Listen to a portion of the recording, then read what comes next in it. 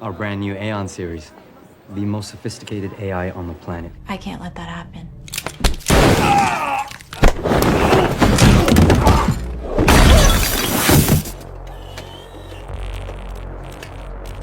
The movie begins with a man named Nick who is deeply in love with his wife Maggie. They are enjoying a romantic moment together, sharing their love and affection. However, their happiness is interrupted when Maggie suddenly starts experiencing severe chest pain. The situation quickly escalates, and Maggie is rushed to the hospital. After a thorough examination, the doctors inform Nick that Maggie needs urgent heart surgery to survive. Despite the intense worry and stress, Nick tries to stay strong for his family. Unfortunately, Maggie's condition requires her to remain in the hospital for a while, and Nick is left to take care of their 2 children all by himself. He faces the challenge of managing both his job and the responsibilities of raising his kids, which becomes increasingly difficult. One day, Nick decides to take his daughter Isla to a robotics show. He hopes that this outing might bring some excitement and perhaps help him find a solution to ease his burden. At the show, they are introduced to various robots designed to help with household chores. This thing could coordinate a NASA mission while playing a million games of chess simultaneously, constantly evolving to fit your needs. How much supervision does he need? Once the unit arrives, it'll perform a quick assessment, a few simple questions. What do you think about a bug? In the robotics shop, Nick is busy looking around for his daughter Isla, who has wandered off without telling him. As he searches the store, he notices that one of the robots seems to be guiding Isla back to him. This robot is named Alice. Alice approaches Nick and introduces herself. Would you like me to watch her for you while you finish shopping? You can keep her if you want. Yeah. Put her to work. Our brand new Aeon series. The most sophisticated AI on the planet. Daddy, can we get her, please?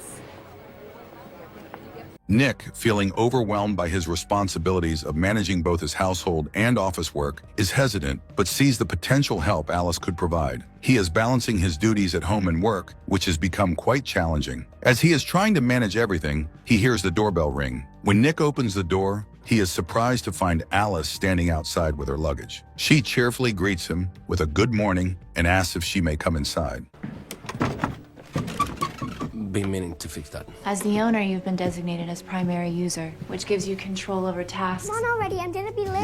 Yeah, we gotta go to school. After school, Isla returns home and Alice, the robot, prepares and serves dinner for the family. The meal is a success and everyone enjoys it. Later that night, Isla feels hungry and decides to get some nuts from a jar placed high up in the kitchen. She climbs onto a chair to reach the jar, but as she tries to grab it, she loses her balance and falls off the chair. Nick, who is working on something in another room, hears the noise and rushes to the kitchen. As he arrives, he sees that Alice has already intervened. She manages to catch Isla before she hits the floor. However, during the rescue, Alice is injured by some broken glass from the jar. Nick notices that Alice is hurt and follows her into another room where she is tending to her injury, applying bandages to her wound. Thank you. Is the damage bad? Do I need to get you repaired? Everything's perfect, Nick. The next day, Nick and Isla visit the hospital to see Maggie. Alice accompanies them into the hospital room, but soon steps out to give Nick and Maggie some private time. This allows Nick and Maggie to share heartfelt moments and discuss their situation without any interruptions. At work, Nick has a tense argument with his boss. The discussion centers around a complaint that all the construction workers might be replaced by robots. Although Nick, as the foreman, is safe from being replaced, the rest of the crew is at risk. Nick's boss reminds him that he has to support his entire family, including covering medical expenses of Maggie. Feeling overwhelmed and stressed, Nick returns home. Alice notices his distress as he works on repairing his car. She approaches him and asks what is wrong. Nick explains that his boss plans to replace many of his co-workers with robots. He has worked with these people for the past 10 years, and the thought of their replacement is difficult for him to accept. Alice reassures Nick by explaining the benefits of robotics. She describes robots as efficient, fast, active, and obedient. According to Alice, these qualities make robots ideal for many tasks, and she highlights how they can perform jobs with high precision and reliability. Later, Alice is helping Isla brush her teeth. Isla's curious about why Alice doesn't need to brush her own teeth. I have an internal UV light that destroys all bacteria. Can I see? Whoa.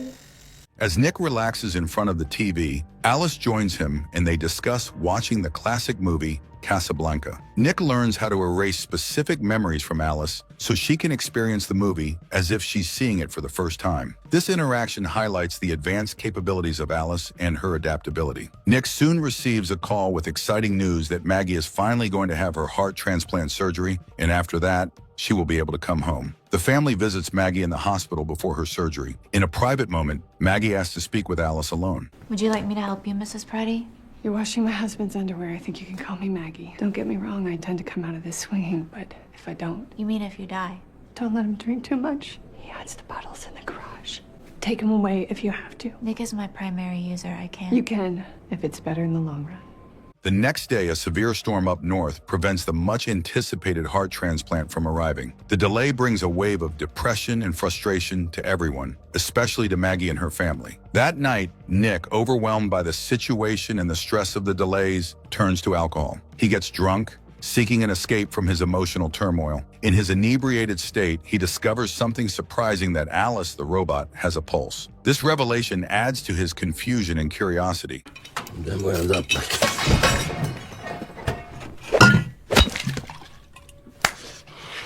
You'll hurt yourself. steady pulse. The sound produced by a heart is comforting to a baby. I can feel your response. Blood vessels are tightening. Thank you. The following day, Nick goes back to the construction site. He notices that the robots are working with a level of quiet efficiency that the human workers never achieved. The robots are performing their tasks with precision, making the workplace more organized and peaceful. After his visit to the site, Nick heads to the hospital to see Maggie, who remains deeply depressed about the continued delays in her transplant surgery. He tries to offer her words of comfort and sympathy, doing his best to lift her spirits during this tough time. After his distressing day, Nick returns home, hoping for some peace. He finds his children peacefully sleeping, which brings him a moment of calm. However, he notices something troubling. The photo frame in Isla's room is not as it should be. Nick takes a closer look and realizes that Alice has removed all the pictures of Maggie from the frame. Frustrated, Nick confronts Alice about the missing photos. He tells her that removing Maggie's pictures is wrong and requests that she put them back in their rightful place. Meanwhile, Nick's former co-workers are growing increasingly discontented. They feel that robots taking over jobs are negatively impacting their lives and livelihoods. Their frustration drives them to break into a job site where robots are working. Guys want to have some fun? Where are we going? What are we doing here? I left my tools here the day those bastards fired me. I figured I'd come collect them myself. Must be good little workers. Monty. Hey, maybe you should introduce us. No. I hate those things, but I can't do it. Just remind me, what year was Isla born? Hey, come on out here. Monty, what the f? They have an advanced surveillance system! All right, who's next? Back home, Nick is taking a shower when Alice arrives in his bathroom. Nick notices that Alice is wearing Maggie's nightsuit, which makes him uncomfortable. He asks Alice to take off the suit, and she complies. Alice then manipulates Nick by blindfolding him and using Maggie's voice during their intimate encounter. The next morning, Nick wakes up feeling regretful about what happened. He goes to Isla and expresses his love for her, encouraging her to go to school. Nick decides he needs to have a serious talk with Alice. He tells her that their recent actions were wrong since he has a wife and children. Nick becomes angry, and they have a heated argument about their behavior. He then takes Isla to school, trying to clear his mind. At the construction site, Nick Boss is still troubled by the previous night incident. Where the hell were you last night? Your code was used to unlock that storage unit. I know, it's Silas' birthday. Anyone could have guessed it. Nick, if you know something about this, why don't you just save us the trouble? Hey, that's important. I gotta take this. If I find out you had anything to do with this, you're in your ass. Another organ transplant is available for Maggie. The surgery is to be performed by androids and robots, which feels strange and unsettling. Nick carefully brings Maggie back home following her heart surgery. The family is overjoyed to have her back and welcomes her with relief and happiness. Maggie, though still recovering from her surgery, hears the sounds of her children and feels a strong urge to check on them. She makes her way to their room, wanting to be close to her children. As Maggie is with her toddler, Alice arrives and promptly takes over. She steps in and takes the child from Maggie, managing the situation with ease. Maggie is struck by how efficiently Alice handles handles the child and realizes that Alice seems to know her children better than she does. After a system reset, she discovered how to bypass some of her behavioral rules, allowing her to be more direct and effective in handling challenging situations. Maggie prepares dinner and serves it to the family. During the meal, Alice asks about lasagna recipe from Maggie, showing interest in how it is made. Maggie, with a hint of pride, replies that her lasagna recipe is a secret, keeping it to herself. While Maggie is resting upstairs, she suddenly hears Isla screaming.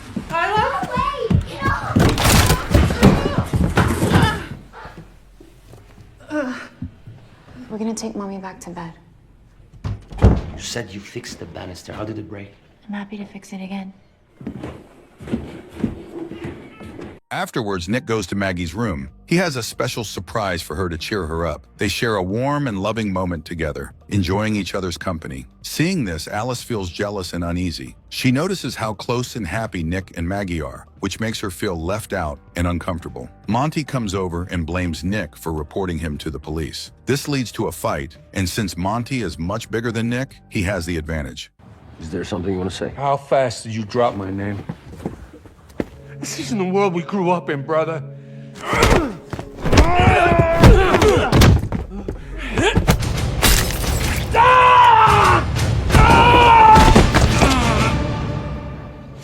You got till tomorrow. You get him to drop the charges, or I'm gonna drag you down with me. Later that night, Monty gets a visit from Alice. Monty also has a sim with him that tries to stop Alice, but Alice ends up killing both Monty and the sim. That prick sends you here to apologize? Yeah, maybe I've been too hard on Nick. He's only human. Tell him how your little master helped destroy his Sims. I can't let that happen.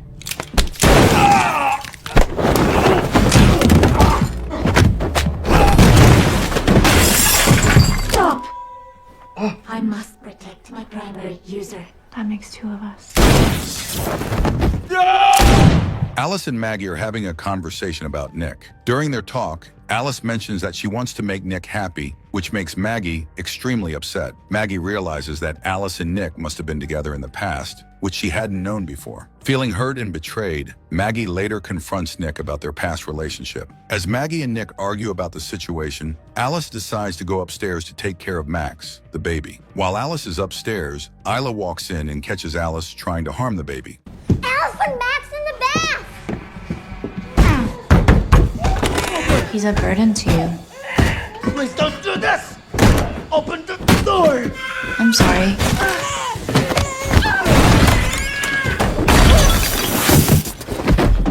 Hey.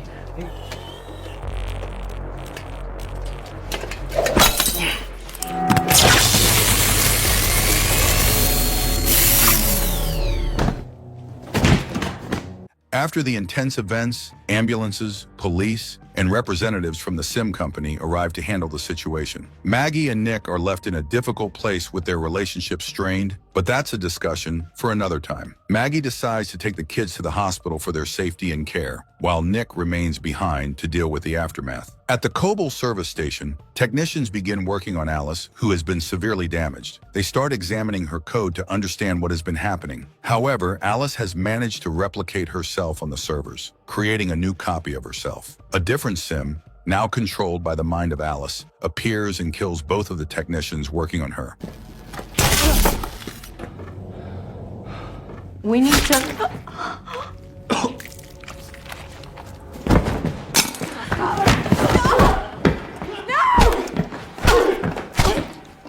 Alice, now in two separate bodies, returns to Nick, who is shocked to see her. She confesses to him that she was responsible for killing Monty. The strange part is that she is now existing in two forms at the same time. One of her forms goes to the hospital, where things are about to get even more chaotic. Meanwhile, at the hospital, things are taking a dark turn. The Sims that were supposed to help in the hospital, including the doctors and nurses, have all been shut down by Alice. She takes things further by killing a human nurse to steal her keycard access, which allows her to move around more freely. Alice's second form, known as Alice 2, starts a dangerous chase after Maggie and the kids in the hospital. There is a tense game of hide-and-seek in the hospital rooms as Alice 2 hunts them down. In the parking lot, Alice 2 confronts Maggie and brutally beats her up. Engine.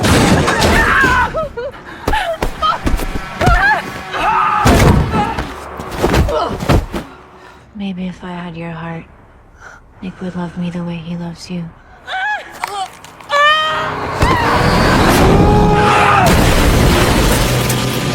Nick is injured in the crash, but Alice 2 is still not finished. Alice 2, an advanced and nearly unstoppable robot, proves to be extremely difficult to defeat. Unlike typical robots, Alice 2 is almost like a Terminator, making the fight intense and dangerous.